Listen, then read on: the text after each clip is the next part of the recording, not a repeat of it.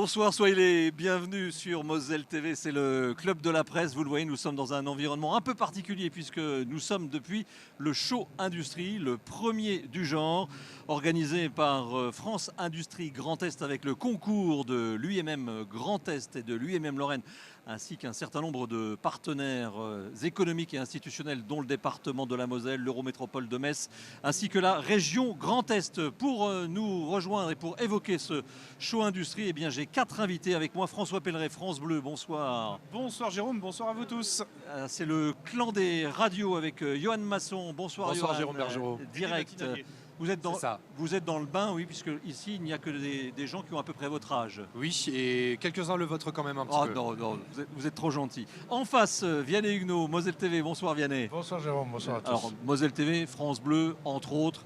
Et puis à côté de vous, Hervé Boggio. Bonsoir Hervé. Bonsoir Jérôme, bonsoir à tous. Le Républicain Lorrain, presque aussi en terrain connu, puisque vous avez beaucoup écrit pour le Républicain Lorrain à propos de ce Show Industrie dans les semaines qui viennent de passer. Absolument. Voilà, on va voir tout de suite ensemble, on ne change pas la formule, vos coups de gueule ou vos coups de cœur.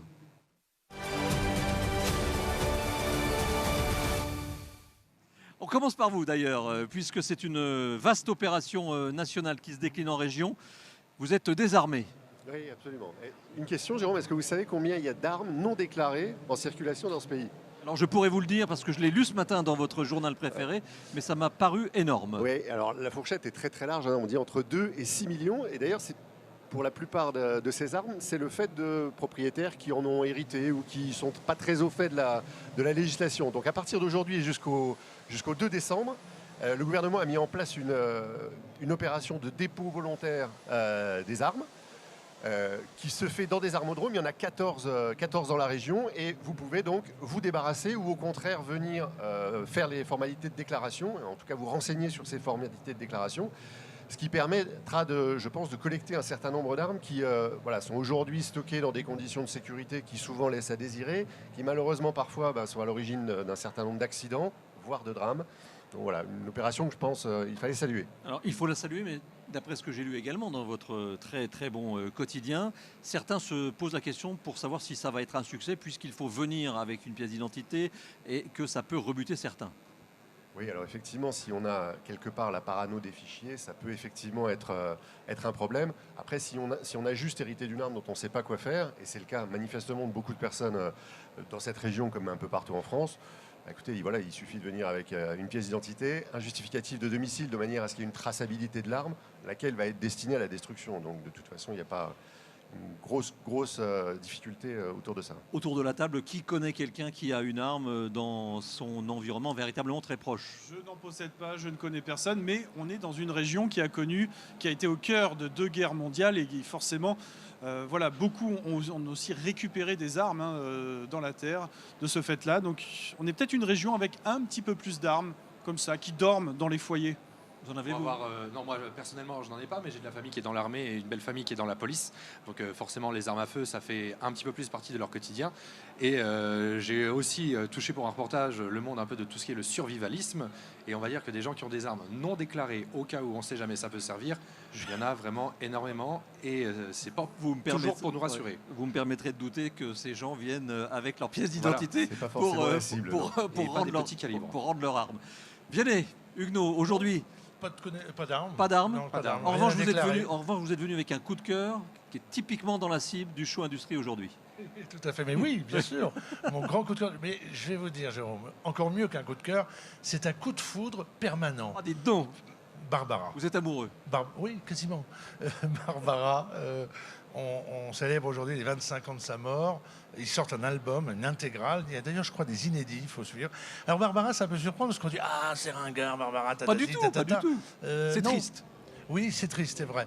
Mais oui, c'est vrai que si vous allez mal un soir, etc., vous prenez 2 whisky, vous écoutez Barbara, il faut faire attention quand même. Mais non, je veux dire, elle est une chanteuse intemporelle, elle est une chanteuse universelle.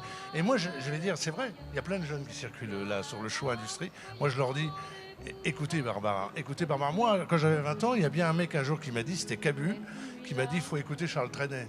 Et à 20 ans, j'ai écouté Charles Trenet et j'ai découvert Charles Trenet. Donc découvrez Barbara aujourd'hui. Voilà. Hervé Beaujeu, est-ce que vous allez acheter le coffret Barbara? Je crois qu'il y a 29 disques dans le coffret, à votre épouse ou à un proche. Oui, ou même pour moi. Moi, je suis assez, oui, ouais, je suis d'accord. assez client. Alors, j'entends ce que vous dites sur le spleen, etc. Mais justement, je trouve que Barbara, d'abord, ça s'écoute, vraiment. C'est une chanteuse à texte, évidemment. Et puis, pour ce qui est du spleen, c'est assez cathartique. Moi, ça me fait du bien. Voilà. Je ne poserai pas la question à Johan Masson sur direct, pas de diffusion de Barbara. Non, pas vraiment, mais dans pas mal de télécrochets, on voit des jeunes chanter du Barbara, et ça doit faire plaisir à Vianney, puisque Barbara reste encore dans l'esprit de la jeunesse. Eh bien, vous avez la parole, Johan Masson. Votre coup de cœur n'est pas très loin de chez vous, pas très loin de chez nous, puisque nous sommes voisins géographiques. C'est le bar éphémère du FC Metz pendant la Coupe du Monde. Et ça fait plaisir, pendant 24 heures, on a oublié toutes les polémiques autour de cette Coupe du Monde, tous les boycotts, et pendant 24 heures, en fait, on a parlé football. Et ça fait du bien, et ça s'est symbolisé avec ce bar éphémère, cette troisième mi-temps, qui est à l'intérieur du stade Saint-Symphorien. Plus de 400 personnes ont répondu à l'appel de ce match France-Australie. On a vu une belle Marseillaise chantée avant le match, pendant le match, des personnes avec les sourires, des personnes qui sont venues avec leur famille, leurs enfants, leurs femmes. Et donc, on a vraiment vécu un très très joli moment de football, et ça fait du bien pour tous les fans de sport, tous les fans de football, d'avoir parlé des Bleus, et uniquement des Bleus, sans oublier bien sûr toutes les polémiques qu'il peut y avoir, et il faut en parler. Mais en tant qu'amoureux de football, ça m'a fait énormément de bien pendant 24 heures de parler tactique, de parler remplacement, de parler schéma de jeu. Et j'espère que ça va continuer encore un petit peu dès ce samedi avec la réception, enfin le match contre le Danemark. Oui, on l'espère. Et puis ça montre aussi à quel point les Français, contrairement aux Allemands, sont attachés à l'équipe de France, puisque 12 500 000 personnes ont regardé sur TF1, ce qui est le plus gros score, tout confondu, depuis le début de l'année, Hervé Beaujeu. Donc ça met un coup sur le caquet de ceux qui voulaient boycotter l'affaire. Oui, absolument. Moi, je suis assez sur la ligne de le boycott, c'est il y a 12 ans qu'il fallait en parler. Aujourd'hui, Bien sûr. la Coupe du Monde est lancée, et je crois qu'il faut être derrière les Bleus. Point. François, vous êtes d'accord sur, Oui, sur ce sujet? Laissons le foot maintenant prendre le dessus et on fera la politique plus On a tard. entendu beaucoup parler fort ceux qui appelaient au boycott, mais la majorité était silencieuse, et elle s'est exprimée dans ses 12,5 millions de téléspectateurs ce soir-là. Donc voilà, c'est pas celui qui parle le plus fort qui est majoritaire forcément. Il faut admettre que la majorité silencieuse avait envie d'équipe de France. Et après, pour être tout à fait honnête, quand même, les chiffres sont moins bons que lors du premier match en 2018. Oui, donc on peut... mais ils seront meilleurs samedi, puisque la part de marché sera plus forte, puisqu'à l'heure de diffusion du match, il n'y aura pas grand-chose en face, et donc la part de marché sera encore meilleure d'après les spécialistes. Vous avez regardé, Vianney, le premier J'ai match? regardé la deuxième mi-temps. Ah, dites donc, vous avez regardé. En Bon. écoutant du Barbara. Alors là, c'était génial. François Pelleret. Ah ben, moi j'ai un coup de cœur, vous me direz c'est pas très original, pour Meisenthal, sa boule traditionnelle de Noël, mais on est en plein dedans, dans la Meisenthal Mania, et moi je trouve ça admirable chaque année. En plus je l'aime bien cette année là, l'histoire des 2 kilos de bouteilles. Ça vous Je parle? trouve qu'elle est bien réussie. Je suis pas fan chaque année de la boule de Noël, mais quand on arrive une demi-heure avant l'ouverture de la boutique, qu'il y a déjà 100 mètres de queue et que ça va être comme ça jusqu'à Noël, je trouve ça admirable. Et finalement, il faut le redire parce que ça va mieux en le disant, j'aime ce concept d'embaucher un designer chaque année parce que ça fait écho vraiment à l'histoire de ce site. Il ne faut pas oublier qu'Émile Gallet, son père Charles Gallet, ont travaillé au 19e sur ce site et avait cette fibre artistique créative. L'Art Nouveau quand même s'est exprimé à Meisenthal, et on donne encore la parole à des artistes chaque année, et je trouve ça chouette. C'est une vieille industrie mais qui a de l'avenir. Il paraît que c'est ce qu'on entend dans les allées de ce salon. La boule de Meisenthal, donc, qui s'appelle Extra, avec un designer luxembourgeois belge ou belgo-luxembourgeois, Verschave, je crois, je n'ai plus son prénom. C'est une boule qui peut vous parler, puisque ce sont 2 kilos de bouteilles assemblées. Elle s'appelle Extra. Voilà. Donc, voilà, c'est chouette, mais c'est vrai qu'il y a toujours de la création. C'est absolument formidable, ce mariage de la tradition et de l'innovation. Ils réussissent ça de façon remarquable. C'est la première verrerie du coin. Elle date du début des années 1700 et elle existe encore. C'est quand même, avec celle de Porcieux dans les Vosges, ce sont les 2 seules qui continuent de vivre et les plus anciennes. Voilà donc pour la boule Extra. Si vous souhaitez vous la procurer, vous avez vu, les images étaient en accéléré volontairement sur le reportage de Jean Milon que l'on vient de voir, mais il faudra être patient, et c'est chaque jeudi sur la place de la République à Metz entre 11h et 15h dans le chalet, ou juste à côté du chalet MOSL, et c'est 3 boules seulement par personne pour éviter la spéculation. On passe tout de suite au premier thème de ce club de la presse.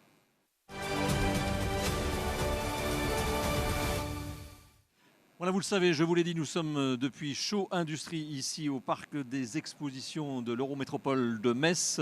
Face à la pénurie de talents, le secteur industriel réinvente donc sa façon de communiquer, fait son show pour attirer des talents. Hervé Beaujeu, je le disais, vous avez beaucoup écrit avant cette manifestation. C'est un bon coup qu'ont réussi les organisateurs, c'est une idée lumineuse. Oui, alors, j'en suis convaincu. Déjà sur le principe. L'idée, on est une région évidemment industrielle, mais qui a été malheureusement très très marquée par un certain nombre de crises et par une période de désindustrialisation profonde, à tel point qu'on en oublie ce qui reste. Et ce qui reste, c'est quelque chose encore tout à fait colossal. Près de 250 000 emplois directs, 8 000 entreprises en Grand Est. Et donc l'idée, c'est de faire une démonstration de force, de la mettre en scène de cette façon-là, en faisant vraiment, en prenant vraiment le parti pris de faire le show. Je crois que c'était la bonne idée, oui. Vianney Huguenot, vous êtes un amateur d'histoire, vous aussi, autour de cette table. À Moselle TV, on a Tim Girard et Vianney Huguenot qui sont nos deux Alain Decaux raconte. Il faut se souvenir d'où l'on vient pour continuer à travailler ce terreau industriel qui est vital pour les emplois, évidemment, pour l'économie locale. Et qui est extrêmement puissant. Encore aujourd'hui, ce que disait Hervé est très juste. C'est-à-dire qu'on a eu un moment où on focalisait sur l'histoire industrielle. Et puis quand ces industries dominantes se sont effondrées, on a eu l'impression qu'il n'y avait plus rien. Mais non, il y a toujours eu un réseau extrêmement dense d'industries en Lorraine. Et moi, je note ici, alors je trouve qu'ici, c'est une magnifique vitrine de la Lorraine et de la Moselle. C'est formidable. Et moi, j'ai noté aussi une évolution par rapport aux années, c'est-à-dire qu'à une époque, on disait quand même, il y a le secteur primaire et le secteur secondaire, il y a l'industrie, l'agriculture, c'est un peu les manuels, et puis on a le tertiaire, les intellectuels. Et on s'est enfin rendu compte dans ce pays que l'intelligence, elle est partout. Il y a une technologie absolument fantastique qui travaille avec tous les réseaux industriels ici en Lorraine. Il faut rappeler aussi qu'il y a beaucoup d'industries en Lorraine qui ont leur secteur R&D, recherche et développement, sur place, et ça, c'est essentiel. Non, c'est une vitrine fantastique. C'est le cas notamment d'ArcelorMittal avec un laboratoire mondialement réputé. Absolument, oui. Pour le coup, c'est le laboratoire R&D d'ArcelorMittal et ils sont vraiment à la pointe au niveau mondial. C'est quelque chose qui est implanté chez nous et historiquement là aussi. Ça fait partie des choses qui n'ont pas disparu. François Pelleret, ça fait du bien de se réconcilier. C'est un des objectifs des organisateurs tels qu'ils l'ont écrit dans le dossier de presse, donc dans le document envoyé à la presse, ce qui veut dire qu'on s'était un peu éloigné, on s'était un peu fâché avec l'industrie. L'industrie qui avait une image de saleté, mais l'industrie n'est pas sale. Il n'y a pas que le tertiaire. Ça me rappelle quelqu'un sur une radio. Oui, moi aussi. Voilà, exactement. Il y a longtemps. C'est vrai que beaucoup de jeunes ont préféré se tourner vers l'informatique, le travail sur bureau, qui, oui, par définition n'est pas sale, mais l'industrie a énormément évolué, automatisé. Et on ne ressort pas de l'usine forcément avec le visage tout noir. Donc ça, c'est un message qu'ils doivent marteler. Mais ce que je vois dans tous ces moyens engagés là, pour le show industrie, moi je ressens comme une urgence à recruter et à assurer l'avenir en termes de ressources humaines. Je ressens comme une inquiétude. Parce qu'on a l'outil, on a les marchés, on sent qu'il y a de la confiance sur l'avenir à moyen et long terme. Et si forcément les effectifs ne sont pas là pour faire tourner tout cela, ça serait dommage de tout gâcher.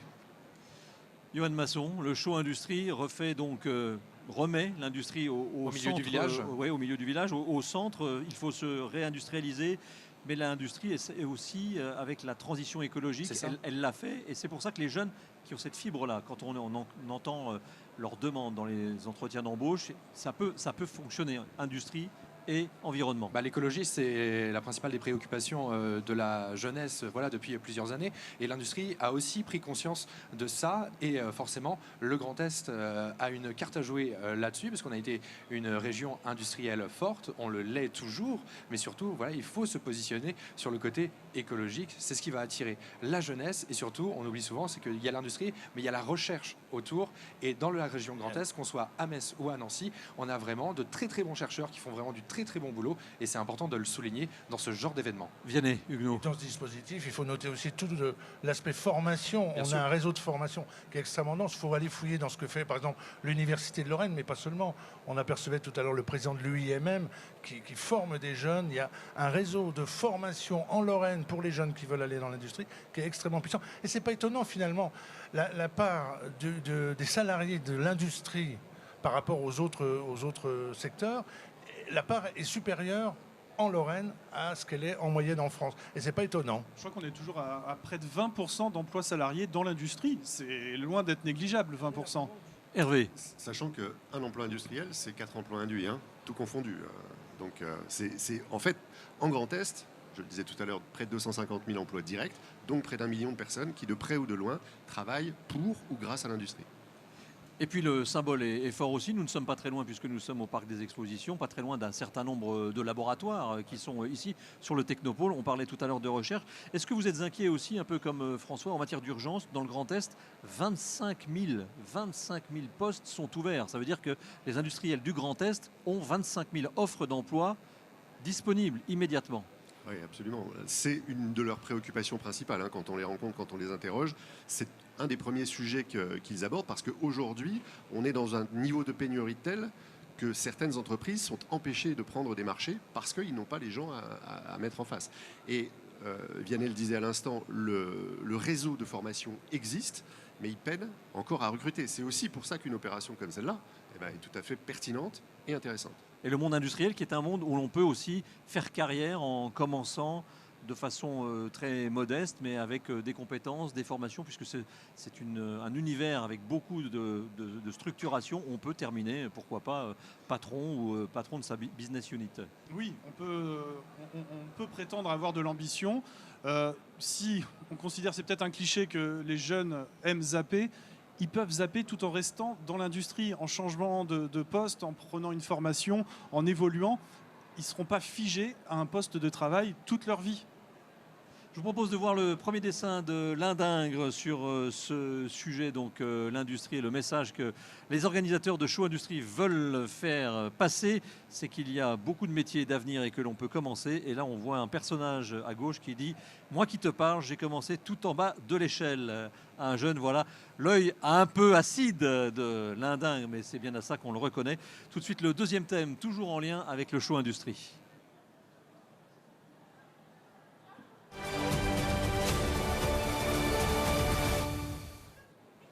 Ce show industrie est un peu à l'américaine et destiné surtout aux jeunes, un peu aux parents évidemment. Alors pour séduire les jeunes, eh bien, les industriels ont adopté leur code avec notamment, si vous venez nous voir, c'est encore ouvert tout samedi, eh bien, un food truck afin de démontrer qu'à travers ce food truck, beaucoup de pièces sont nées de l'industrie et ça c'est plutôt malin, c'est-à-dire que c'est un objet du quotidien, Hervé Boggio. Oui, absolument. Alors c'est un objet du quotidien. Bon, on connaît tous évidemment. Par contre, ce que la plupart des gens ignorent, eh bien, c'est que l'ensemble des pièces, on peut le démonter du châssis à la carrosserie en passant par la motorisation, par l'aménagement, cuisine, etc. Tout procède de produits manufacturés. Donc c'est un moyen de faire la démonstration vivante, je dirais, même si c'est un objet inanimé, de la diversité de l'industrie qu'évoquait François à l'instant. On peut aujourd'hui dire j'intègre l'industrie en bas de l'échelle ou à quel que soit le niveau où on commence sa carrière, eh bien on peut avoir un cheminement de carrière qui va être extrêmement divers et le mener jusqu'à son terme. Alors les contacts et la séduction vers les jeunes est cruciale puisque voici, selon l'étudiant, les 50 métiers, je ne vais pas vous donner les 50 métiers, mais les plus populaires chez les jeunes, je vous donne juste peut-être le tiercé de tête, c'est 1 médecin, 2 policiers, 3 infirmières, alors 4 enseignants. Voilà, donc on est loin du monde industriel, donc il y a besoin de parler aux jeunes pour leur dire vous pouvez faire carrière aussi chez nous. Oui, il faut mettre en lumière ces métiers de l'industrie. Bon, néanmoins, on a aussi besoin de médecins, d'infirmières, de profs et de policiers, parce que question pénurie, on en parle souvent également. Là, j'en ai pas les décourager. J'en ai pas dans ma liste avant un certain nombre. Alors évidemment, on n'est pas industriel comme métier, mais c'est pas marqué. Après, c'est à voir aussi comment c'est amené en cours quand on est au collège ou au lycée. Comment, à un moment, on fait des étapes comme Oriaction qui sont très importantes pour savoir vraiment les débouchés qu'on peut avoir après le bac. Et c'est parfois compliqué de faire un choix. Ce rendez-vous, je pense, est très important. C'est une très bonne idée. Et c'est aussi aux profs de dire que voilà, l'industrie, c'est pas une voie de garage comme tous les métiers manuels. C'est vraiment une voie où il y a des métiers, où il y a de bons salaires et où on peut faire carrière. Il n'y a pas forcément que des métiers. On n'est pas obligé d'aller à la fac ou d'aller en fac de lettres, je voulais dire, pardon, excusez-moi, en fac de lettres pour ensuite réussir dans la vie. Pas obligé de faire médecine non plus. Il y a toute l'industrie qui vous attend et c'est très important. Un beau message passé par Johan Masson. Et vous parliez des profs, à la façon dont ils présentent le monde industriel à leurs élèves. Aujourd'hui, évidemment, il y a autre chose que le prof. Il y a ce qui s'appelle Internet. Et les organisateurs de Show Industrie ont été malins puisqu'ils se sont adjoints 2 personnalités. On va écouter la première de ces personnalités que vous allez reconnaître si vous avez à peu près mon âge. Salut les épicurieuses et les épicurieux. Le savoir-faire français, ça vous parle ? Pour en débattre, je serai à Metz le 26 novembre à 15h au Parc des Expositions à l'occasion du Show Industrie. J'y anime une conférence consacrée au dynamisme industriel de la région Grand Est. Les produits manufacturés qu'on fabrique là-bas nous servent chaque jour. Je vous parlerai aussi des formations nécessaires au redéploiement industriel en répondant à cette question simple, pourquoi s'orienter vers les métiers de l'industrie ? Enfin, nous verrons que l'industrie est une clé de la transition écologique. Cette conférence sera aussi une bonne occasion pour nous rencontrer. J'ai hâte d'échanger avec vous. Voilà, vous l'avez reconnu. Enfin, j'espère que vous l'avez reconnu. On est du même, à peu près, hein, à la même génération. Bien, vous l'avez reconnu. Oui, bien sûr. Donc Jamy de Jamy, C'est pas sorcier qui faisait dans son camion avec, comment s'appelait-il, Fred. Ouais. Fred, Jamy et puis Marcel le chauffeur. Mais c'était formidable. Hein. Mais ça, ce sont des vecteurs exceptionnels. Mais... 1 200 000 abonnés sur YouTube. Ouais, voilà. Mais pour faire aimer l'industrie, moi je pense qu'il y a plein de vecteurs. Alors, il y a ce qui se fait là aujourd'hui, il y a ce qu'on a entendu. Moi je pense effectivement qu'il faut partir aussi à partir d'objets. Vous le disiez, du quotidien. L'automobile, par exemple, c'est exceptionnel quand on parle d'automobile. Il y a plein de sous-traitants automobiles ici en Lorraine. Et je ne sais plus quel historien avait fait un jour le test. Il était rentré dans une automobile et il avait dit, écoutez, regardez, vous avez quasiment dans cette automobile, tableau de bord, pneus, levier de vitesse, boîte de vitesse, etc. Vous avez quasiment tous les éléments constitutifs d'une automobile qui sont fabriqués en Lorraine. Je ne sais plus si c'est le cas aujourd'hui, mais c'est important. On a des objets du quotidien et qui en plus évoluent par rapport à la transition énergétique. Donc c'est un métier de l'intelligence, ce sont des métiers de l'intelligence. Ils sont absolument passionnants. L'automobile fournit encore beaucoup puisque ThyssenKrupp fait un certain nombre de colonnes de direction pour quasiment tous les constructeurs. Nous avons Stellantis qui fait des boîtes de vitesse et des moteurs, qui est une des plus grosses usines mondiales également. Voici le deuxième jeune, alors celui-là on le connaît moins quand on a mon âge, mais qui fait aussi un carton sur YouTube et que les organisateurs sont allés chercher pour faire la communication du Show Industrie.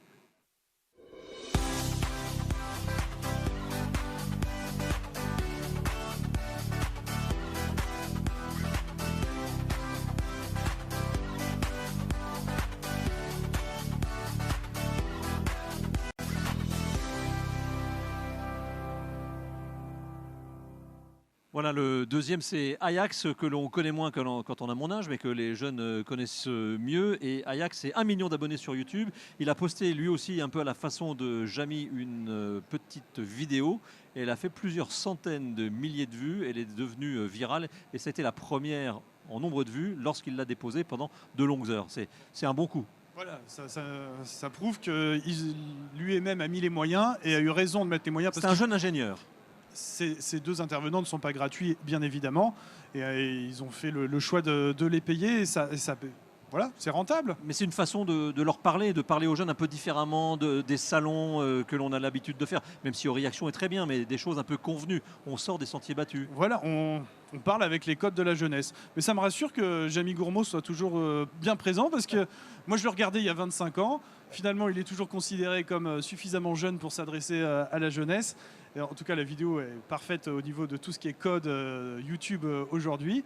Et ça me rassure de voir qu'il est toujours dans le coup. Johan. C'est ça qui est bien et qui a changé, j'ai l'impression quand même depuis quelques années maintenant, mais comme on le dit tous, c'est que l'industrie, on va dire les personnes vraiment qui ont un pouvoir de décision se sont adaptées au code pour s'adresser à la jeunesse, parce que la jeunesse dévore des contenus sans cesse, tous les jours, grâce à leur téléphone portable, que ce soit sur YouTube, que ce soit sur Instagram, que ce soit sur Facebook, même si même maintenant Facebook commence à faire un petit peu ringard, mais c'est tellement important et on le voit, même une personne comme Jamy qui nous a séduit à la science et séduit à la culture dans C'est pas sorcier arrive encore à séduire la jeunesse maintenant. Donc ça veut dire que c'est pas que des jeunes qui ont des yeux écarquillés quand on leur parle de leur avenir, c'est juste que ils demandent juste à être aiguillés et c'est tellement important de s'adapter à leur canaux de communication pour ne pas se laisser parasiter par d'autres personnes, on va dire moins bien intentionnées.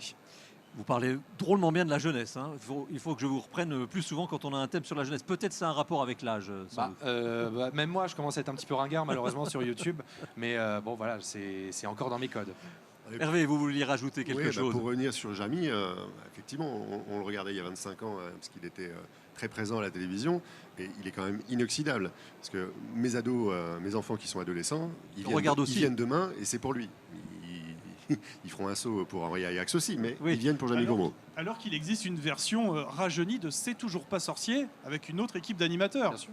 Mais c'est toujours l'original qu'on vient rechercher. Mais il a quelque chose, il a ce petit charisme, les gens l'identifient et il sait parler aux gens. Il leur parle pas de haut, il leur explique. C'est pas grave de ne pas savoir et on a l'impression que ce monsieur, comme Jérôme Bergerot, il peut tout expliquer et à la fin on pourrait comprendre. Un vrai talent de vulgarisateur. C'est ça. C'est ça, en fait, la difficulté, c'est toujours de vulgariser. Donc Jamy et Ajax sont bien présents au Show Industrie.